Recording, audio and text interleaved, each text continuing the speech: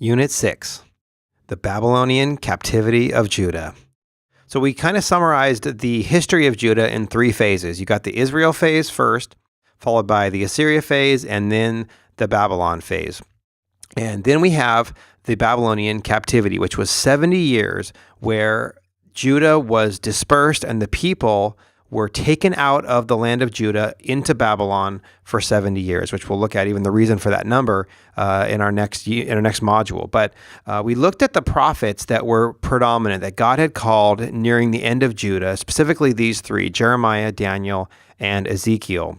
But I wanted to look at some of the events that actually happened that ushered this in. And so these are the events kind of up here. In fact, if we zoom up a little bit, we have these are the events that really were significant at the end of Judah. So what exactly happened?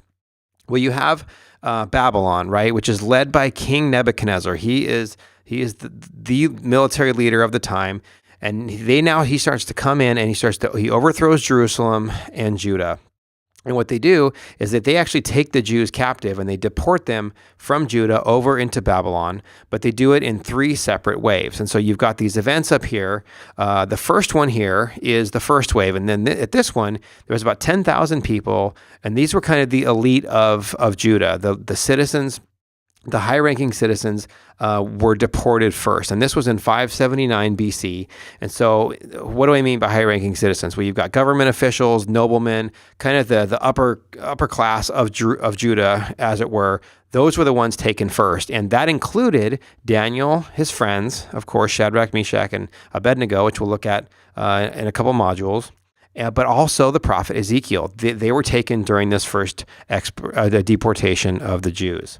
So then you have the second one, which this one was much bigger in scale, because what happened here during the second wave, this is where Solomon's temple is laid to rubble, where Nebuchadnezzar and Babylon, where they destroy the greatest thing that Israel has ever built, and that is Solomon's temple. So the temple is destroyed, and the great majority of the general population is exiled after the first group. And so this was about 10 years later. The temple is destroyed, and the population is also deported over to Babylon. And then you have the third wave, which you can't see it right up there on the top, but it's basically where the great majority of the rest of Judah is taken captive, and the only people that are left are kind of the poorest ones.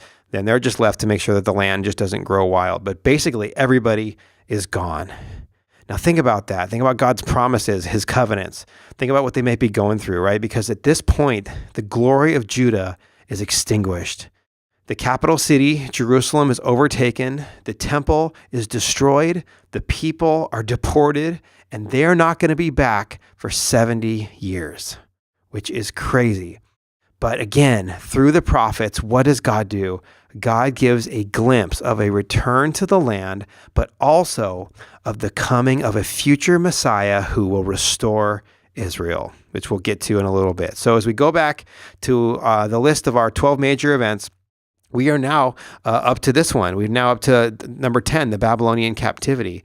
But before we get to the last two, the return to the land and the coming of Messiah, we need to pause and we need to go deep, kind of like how we did with Abraham. We're going to pause and we're going to go deep on these four prophets, Isaiah, Jeremiah, Ezekiel, and Daniel, because understanding their prophecies is going to set us up for understanding everything that comes afterwards. So they are going to be very important. So in our next module, we're going to look at the first two. We're going to look at Isaiah and Jeremiah, and then in module 5 coming up, we will do Ezekiel and Daniel.